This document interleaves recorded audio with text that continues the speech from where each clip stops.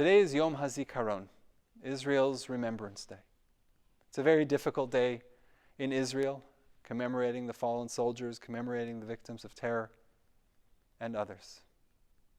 And I want to share a meaningful thought, or a thought I find meaningful. It's written in the work Nefesh HaRav, the thought of Rav Soloveitchik, when the Rav was asked the question as to whether there's any inherent sanctity to the Israeli flag. Is the Israeli flag a holy object?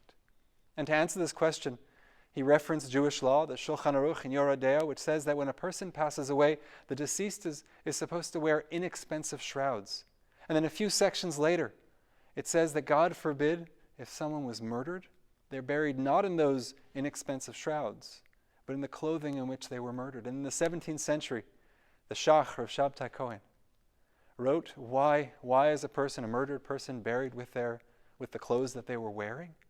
Because the clothing, the blood, the remnants of the violent act are meant to bring about God's compassion, to serve, to petition God for compassion, to remind God of the suffering.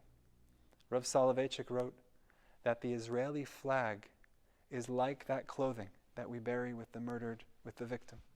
He said because the Israeli flag, so much blood has been spilled for that flag in 1948, in 1967, in 1973, in the Intifadas, in so many moments in modern Jewish history.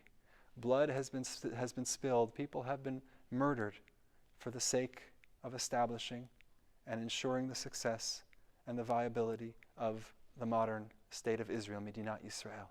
And he wrote that when we fly the flag, whenever that flag is seen, it's meant to arouse compassion. Compassion certainly from those who see it and understand the struggle of the generations to achieve this unbelievable reality, to have a Jewish state, and also to arouse God's compassion, to remember the many sacrifices that were made to establish Medinat Yisrael, the state of Israel.